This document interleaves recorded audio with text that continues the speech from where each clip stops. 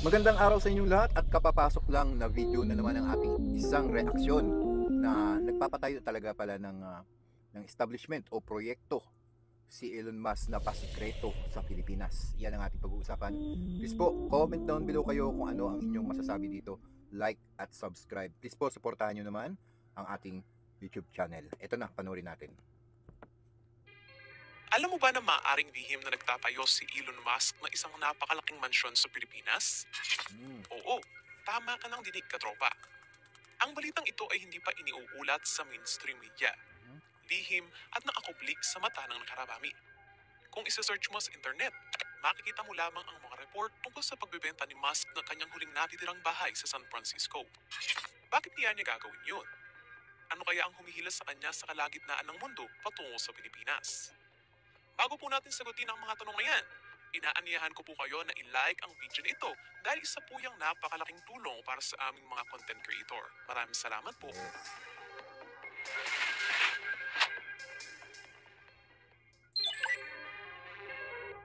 Ipinanganak sa Pretoria, South Africa.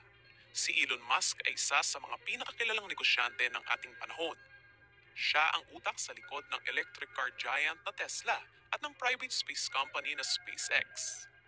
Si Musk ay maagang namuhunan sa ilan sa mga pinakamalaking tech brand at noong 2022, naging headline siya matapos kunin ang Twitter sa halagang $44 billion at palitan ang pangalan nito bilang X. Ang kanyang matapang na personalidad at malalaking achievements ang dahilan para Yes. ihamping siya sa mga alamat tulad ni Steve Jobs at Henry Ford. Noong 2021, ang kayamanan ni Musk ay lalo pang bumulusok pa itaas. Nilampasan si Jeff Bezos at inangkin ang titulo bilang pinakamayamang tao sa Grabe, mundo. no? Isang posisyon na hawak pa rin niya as of January 1, 2025. Grabe, no? Si Musk ay nagsimula rin sa mababa. Noong 1995, dala lamang ang $15,000 kasama ang kanyang kapatid na si Kimball. Inilunsad ni Elon Musk ang Zip2, ang una niyang investment na tumulong sa mga pahayagan na makagawa ng mga online city guide. Makalipas ang 4 na taon, taong 1999, binili ng Compaq ang Zip2 sa tumataginting na halagang $307 million. Grabe, no? Hindi tumigil doon si Musk. Gamit ang pera na kinita mula sa pagbebenta, inilunsad niya ang X.com, isa sa mga pinakaunang online banking platform. Kalaunan, ang X.com ay nag-merge sa Confinity na humantong sa paglikha ng global payments giant na kilala natin ngayon bilang PayPal.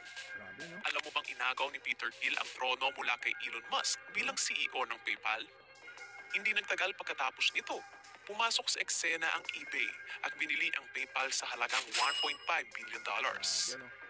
Ngunit nanatiling matagumpay si Musk at nagbusa ng $175 million salamat sa kanyang napakalaking shares sa kumpanya.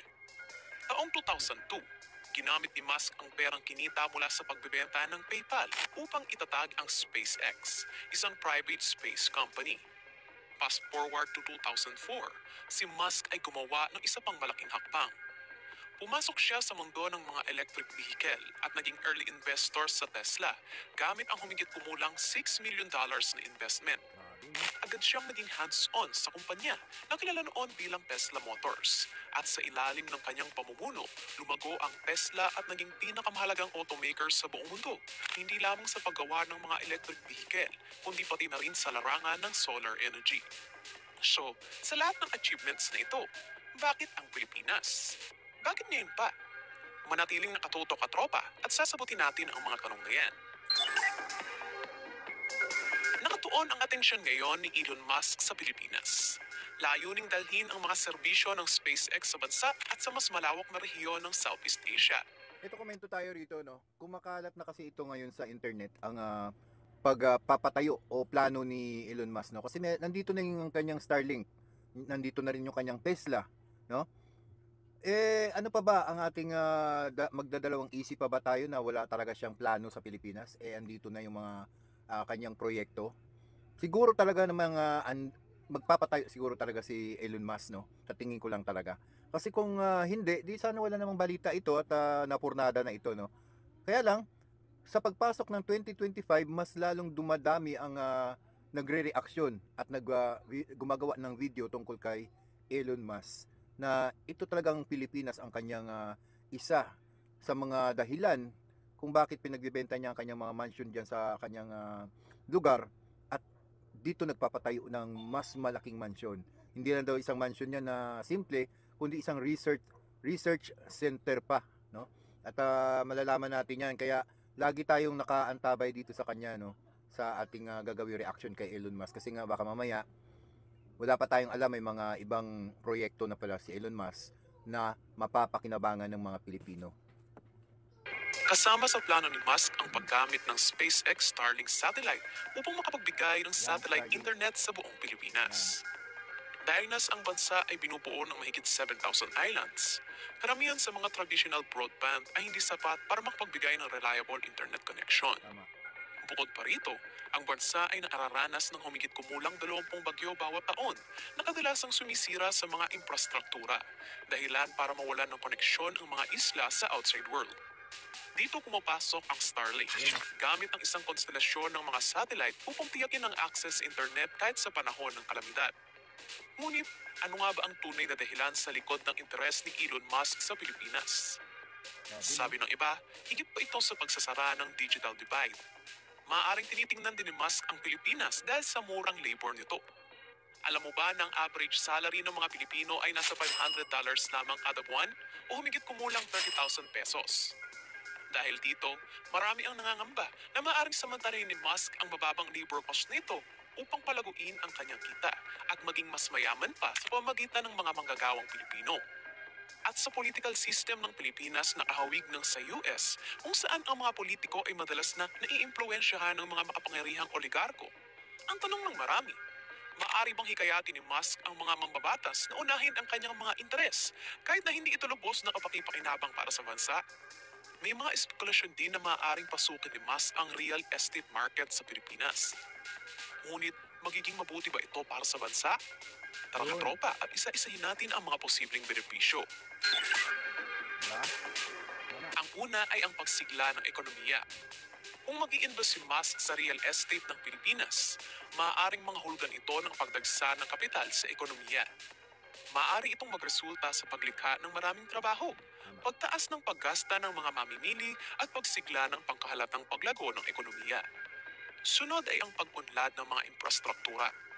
Ang hilig ni Musk sa teknolohiya at inobasyon ay maaaring magdala ng mga makababong proyekto sa Pilipinas. Imagine, mga eco-friendly buildings, smart cities, at maaaring pati mga hyperloop transport system. Ang kanyang pananaw ay maaaring bumago sa real estate landscape sa mga paraang hindi pa natin nakikita dati. At syempre, nariyan din ang mabilis na urbanisasyon. Sa mga lungsod tulad ng Maynila na nakikipagbuno sa traffic at nakulangan ng pabahay, ang mga investment ni Musk ay maaaring magtaguyod ng mga bagong urban center o mag-revitalize ng mga nag-e-exist na makakatulong para mabawasan ang pressure sa mga overcrowded na lugar. At ang huli, mga affordable housing. Ang Tesla ay nagsisiyasat ng mga abot-kayang housing solution gamit ang mga makabagong materyales at pamamaraan ng konstruksyon.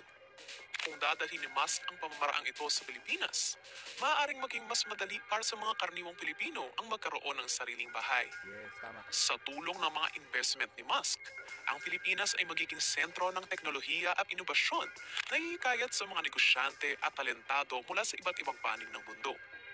Ang tech expansion na ito ay maaaring magpatibay sa posisyon ng Pilipinas bilang isang pangunahing tech player sa Southeast Asia. At mayroon pa, ang mga proyekto ni Musk ay maaaring maging isang tourist magnets. Kung magtatayo siya ng isang futuristic sustainable city o kahit isang spaceport, maaari itong maging isang global tourist attraction. Imagine, daragsa ang mga turista mula sa iba't ibang panig ng mundo upang makita ang mga kamangha-mangha at pinakabagong proyekto. Yun nga, no, ang ganda ng pinakabuod ng pagpunta ni Elon Musk sa Pilipinas kasi talagang magbibigay siya ng mas malaking ekonomiya sa Pilipinas at bibilis ito. At syempre dahil nga sa mag-aambag siya ng kanyang dolyari sa Pilipinas, mas marami ang makikinabang ng mga Pilipino dahil mas marami ang magkakaroon ng mga trabaho. Diba? Totoo talaga yan. Proyektong ito na magdudulot ng lalo pang paglago ng lokal na ekonomiya.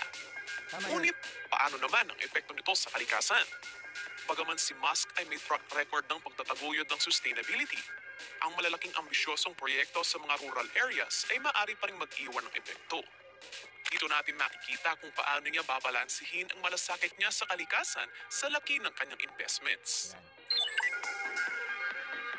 Si Elon Musk ay kilala sa pagiging forward thinker. Ang kanyang investment sa real estate ng Pilipinas ay maaaring simula pa lamang. Maaari tayong bahagi lamang ito ng mas malaking plano upang magpalawak sa iba pang mga sektor tulad ng renewable energy or advanced transportation sa buong rehiyon. Grabe oh. At narito ang twist.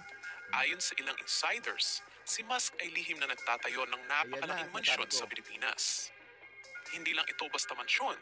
Ito ay isang private retreat at research hub Yan, sa oh. isang liblib na isla na kilala sa mga nakamamanghang beach at luntiang tanawin. Wow. Perpektong lugar para sa isang tahimik na bakasyon, pati na rin sa pagmamasid ng kalangitan para sa proyektong pangkalawakan. Pala. Pagsasamahin ng mansyon ni Musk ang futuristic design at sustainable technology. Grabe, Nagtatampok ng mga solar panel at sarili nitong battery storage facility. Grabe, no? Kaya, hindi ito isang tahanan lang. Ito ay isang patunay ng pananaw ni Musk.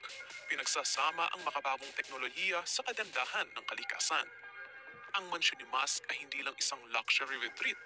Ito ay isang pahayag ng kanyang dedikasyon sa sustainability at innovation. Itinayo gamit ang mga lokal na materyales at eco-friendly na teknolohiya. Ang mansyon ay sumasalamin sa pangako ni Musk sa pagpapahalaga sa kalikasan. Pagpasok mo sa loob, higit pa sa isang marangyang tahanan ang makikita mo. Grabe, no? Kundi isang high-tech research facility kung saan si Musk at ang kanyang team ay nagtutulungan upang itulak ang mga hangganan sa space travel, Grabe, no? sustainable living at advanced technology. Ang pasilidad na ito ay nilagyan ng experimental labs at maging Space Mission Simulation Center. Ngunit, ang pananaw ni Musk ay hindi nagtatapos sa mansyong ito.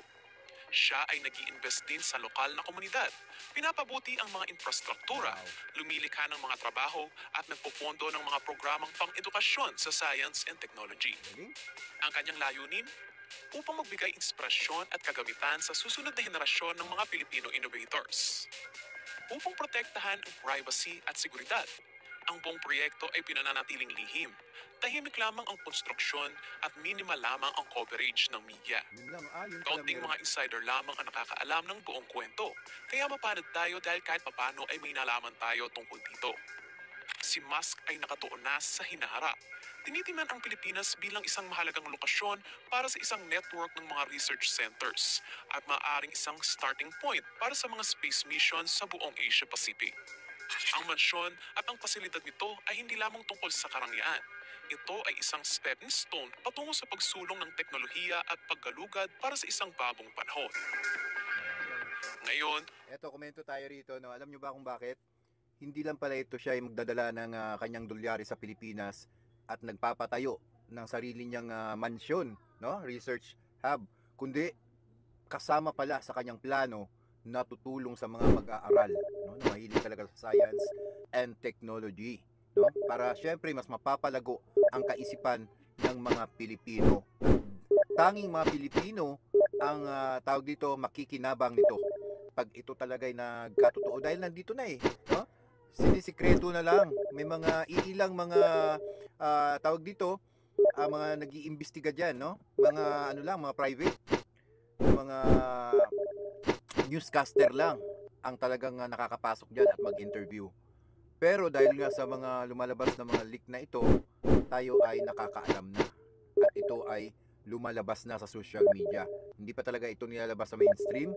Meron na rin akong naririnig sa mainstream, pero hindi pa ganoon ka boom, no? Sa social media talaga napakadami na. Kaya yan ang aabangan natin talaga dito. oras na para marinig ang boses mo, katropa. Ikaw, naniniwala ka ba na malaki ang maitutulong ni Elon Musk sa ekonomiya ng Pilipinas? I-comment lang ang iyong opinion sa comment section below. Di ba? Dahil kung ito ay hindi totoo at talagang hinala lang, dapat ito ay walang ganitong plano. Pero dahil sinisikreto lamang ni Elon Musk na ayaw niya talagang ilabas pa muna sa publiko, baka magkaroon pa ng mga mga accidentally na mga panggugulo, kaya sinisikreto ito. Aabangan na lang natin kung ano ang mangyayari sa plano ni Elon Musk pagdating ng mga panahon. Kaya lagi tayong titigin dito sa ating reaksyon kung ano nga ba talaga ang mangyayari dito sa kanyang mga proyekto sa Pilipinas. Kaya please po, comment down below kayo at like and subscribe kayo para naman mas marami tayong aabangan. Maraming salamat. Keep safe. God bless. Suportahan niyo po ako.